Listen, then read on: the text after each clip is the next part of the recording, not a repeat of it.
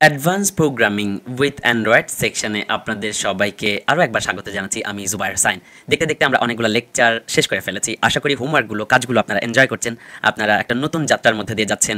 এবং আমার সবসময়কার মতো এবার অনুরোধ থাকবে, প্রত্যেকটা জিনিস বুঝে বুঝে কীভাবে কোডগুলো একসাথে কীরকম আচরণ করে, কীভাবে কোন লাইন কখন এক্সিকিউট হয়, এই বিষয়গুলো আসলে ফিল করাটা জরুরি। কোনো রকম কোড মুখস্থ করে নোট ডাউন করে মুখস্থ করে রাখা খুব জরুরি না। জরুরি হচ্ছে কীভাবে কোডটা আসলে এক্সিকিউট হয়, কীভাবে আচরণ করে সেটা অনুধাবন করা। ওয়েল, আজকের লেকচারে আমরা আলোচনা করব নেস্টেড ফর লুপ নিয়ে। এর আগে আপনাদেরকে ইফ এলস নিয়ে যখন আলোচনা করেছি তখন এই নেস্টেড ব্যাপারটা কিন্তু এসেছিল। নেস্টেড কথাটার মানে হলো জালের মতো বিন্যস্ত।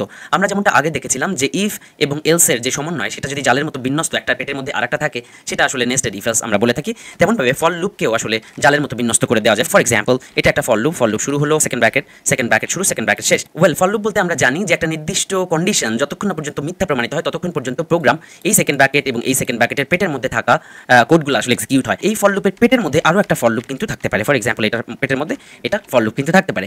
এবার কীরকমভাবে এরা আচরণ করে, ফর লুপের বেসিক আচরণ কীরকম হয়, কীরকমভাবে কাজ করে, সেটা সম্বন্ধে তো আমরা আইডিয়া পেয়েছি। আমরা জানি যখনই একটা ফর লুপ শুরু হয় তখনই প্রোগ্রাম ওই লুপটার মধ্যে খামচায় ধরে।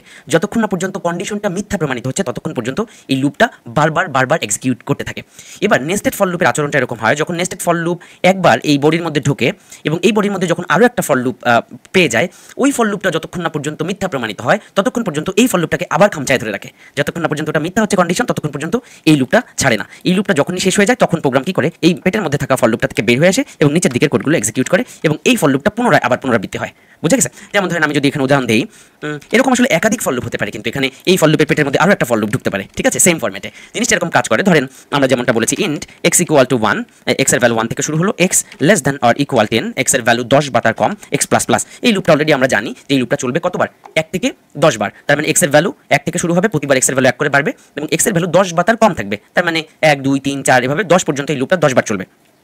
এবার আসেন, এই x ইকুয়াল টু 1 যখন হবে তখন প্রোগ্রাম এই লুপের পেটের প্রথম লুপের পেটের মধ্যে ঢুকলো। প্রথম লুপের পেটের মধ্যে ঢুকে এখানে ধরেন আরও একটা লুপ আছে। ফর এক্সাম্পল, ইন x না দিয়ে এখানে ধরেন আমি যদি বলি i ইকুয়াল টু 1 অথবা i equal to 0, i less than or equal for example 3 i plus plus. তার মানে এটা আরেকটা লুপ যেখানে আমি একটা ইন্টিজার i ধরেছি, i এর ভ্যালু 0 থেকে শুরু হয়েছে, i এর ভ্যালু 3 বা তার ছোট, i এর ভ্যালু 1 করে বাড়বে। তার মানে দেখেন, প্রোগ্রাম এই x এর ভ্যালু যখন অন তখন প্রোগ্রাম এর মধ্যে ঢুকবে, এর মধ্যে ঢুকেই দেখবে যে এখানে আরেকটা লুপ আছে। সেই লুপটা যতক্ষণ না পর্যন্ত মিথ্যা প্রমাণিত হয়, তার মানে এই লুপটা চলবে 0 থেকে 3 পর্যন্ত 4 বার, 0 1 2 3 4 বার চলবে। তার মানে x এর ভ্যালু যখন 1, প্রথম লুপটা যখন ফার্স্ট পজিশনে আছে তখন এই পেটের মধ্যে থাকা এই লুপটা 3 বার এই লুপের পেটের মধ্যে থাকা এই কোডগুলো এক্সিকিউট হবে। এখানে ধরেন কিছু কোডিং আছে, সেই কোডগুলো আসলে এক্সিকিউট হবে কয়বার, 4 বার, সরি 3 বার না 4 বার এক্সিকিউট হবে। তার মানে নেস্টেড ফর লুপের আচরণ হচ্ছে প্রতিবার এই ফর লুপটা এক্সিকিউশন হওয়ার সময় এর পেটের মধ্যে থাকা ফর লুপ যতবার চলার কথা ততবার এক্সিকিউশন হতে থাকবে। প্রতিবার এই x এর ভ্যালু চেঞ্জ হবে এবং এই ফর লুপটা 4 বার চলবে। এই ফর লুপটা 4 বার হতে পারতো, অন্য কিছু হতে পারতো। যাই হোক, চলেন আমরা একটা রিয়েল লাইফ এক্সাম্পল দিই। সো একটা প্রবলেম এখানে বলা আছে, আপনাকে এমন একটা কোড লিখতে বলা হয়েছে যেখানে আপনি এরকম ট্রায়াঙ্গেল অথবা রাইট অ্যাঙ্গেল ট্রায়াঙ্গেলের মতো করে একটা পিরামিড তৈরি করবেন। ঠিক আছে, দেখেন রাইট অ্যাঙ্গেল ট্রায়াঙ্গেলটা দেখতে অনেকটা এরকম হয়, তাই না? এটার একটা কোণ থাকে সমকোণ 90 ডিগ্রি, আর এই যে বাকিটা থাকে এরকম, এটাকে বলে রাইট অ্যাঙ্গেল ট্রায়াঙ্গেল।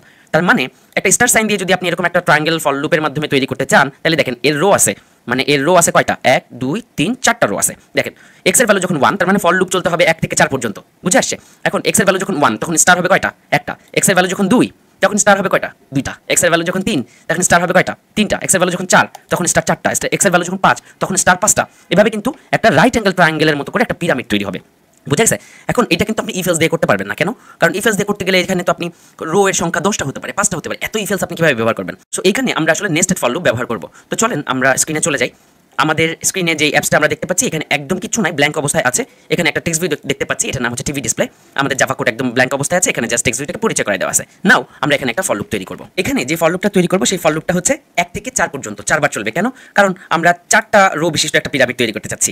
দেখেন প্রতিবার এই যে স্টার সাইন আমরা প্রিন্ট করে দেন নেক্সট লাইনে চলে যাব, তার মানে 4 বার এই লুপটা চলবে, তাই তো? সো ফর আমাদের এই লুপটা যদি তৈরি করি, x ইকুয়াল টু ইন্টিজার একটা x ধরি, integer x equal to 1, x less than or equal 4, x এর ভ্যালু 4 বা তার ছোট হবে, আর x প্লাস প্লাস, x এর ভ্যালু 1 করে পেয়ে যাবে। ফর লুপটা সেকেন্ড ব্র্যাকেট শুরু, সেকেন্ড ব্র্যাকেট শেষ। এই তো হয়ে গেল একটা ফর লুপ আমরা তৈরি করলাম। এই লুপটা চলবে 1 থেকে 4 পর্যন্ত, মোট 4 বার। এবার আসেন x এর ভ্যালু এখানে আমরা যদি স্টার সাইন প্রিন্ট করি তাহলে আসলে ডিসপ্লেতে আমরা প্রতিবার একটা একটা করে স্টার দেখতে পারবো। কিন্তু আমাদের সূত্র মতে কি বলে বলেন তো, x এর ভ্যালু যখন 1 তখন একটা স্টার, x এর ভ্যালু যখন 2 দ্বিতীয় রোতে যে স্টার কিন্তু 2টা, x এর ভ্যালু যখন 3 তখন স্টার কিন্তু 3টা। সো আমরা যেটা করব, আমরা এটার পেটের মধ্যে নতুন একটা ফর লুপ তৈরি করব। ফর এক্সাম্পল নতুন একটা ইন্টিজার ধরলাম, ইন্টিজার z ইকুয়াল টু 1।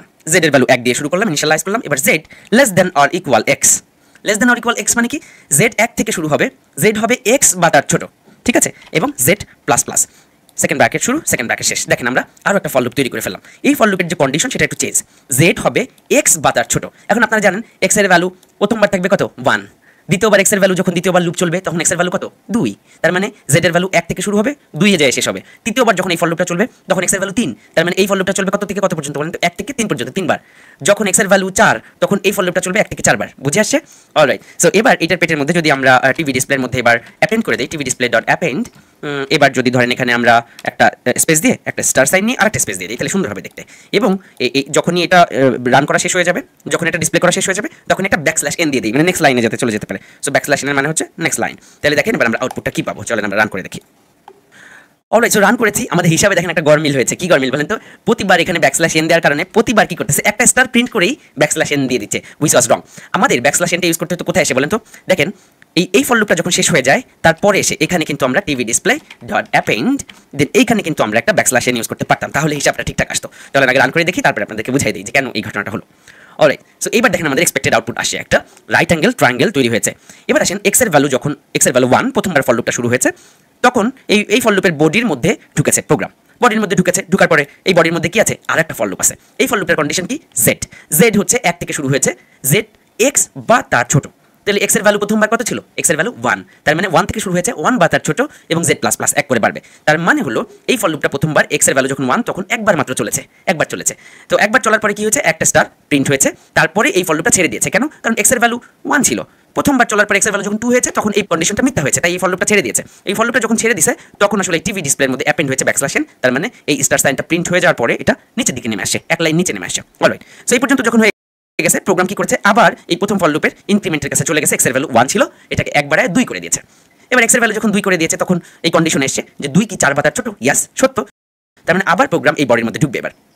এবার দেখেন এবার এই ফর লুপটা আবার এক্সিকিউশন শুরু হবে, z এর ভ্যালু 1 থেকে শুরু হবে, z হবে x বা তার ছোট, তার মানে 2 বা তার ছোট, কারণ x এর ভ্যালু এবার দ্বিতীয়বারে x এর ভ্যালু 1 বেড়ে 2 হয়েছে, তার মানে এবার z হবে, কন্ডিশনটা হবে z এর ভ্যালু 2 বা তার ছোট, z প্লাস প্লাস, তার মানে এই ফর লুপটা চলবে 2 বার, 1 এন্ড 2, এই 2 এর জন্য 2 বার চলবে। এই প্রোগ্রামটা যখন 2 বার চলবে কি হলো, text view TV display dot append, TV ডিসপ্লের মধ্যে অ্যাপেন্ড করলো স্টার সাইন, স্টার সাইনটা অ্যাপেন্ড করলো কয়বার, 2 বার, 2 বার করবে না, কারণ ফর লুপটা এটা তো 2 বার চলবে, ঘুরে 2 বার আসবে। z এর ভ্যালু প্রথমে থাকবে 1, তারপরে z এর ভ্যালু থাকবে 2, এবার এই সেম জিনিস। আর অ্যাপেন্ডের মানে কি, যে অ্যাড করো ওটার সাথে এই টেক্সট বা ক্যারেক্টার বা লেখাটা অ্যাড করো। তো স্টারটা একবার অ্যাড হলো, আরেকবার অ্যাড হলো, z এর ভ্যালু 2 এর জায়গায় যখন 3 হলো তখন এই স্টেটমেন্টটা মিথ্যা হলো, কারণ x এর ভ্যালু তো 3, এই কন্ডিশনের সাথে এটা ফলস প্রমাণিত হলো এবং ফর লুপ থেকে আবার প্রোগ্রাম বের হয়ে গেল।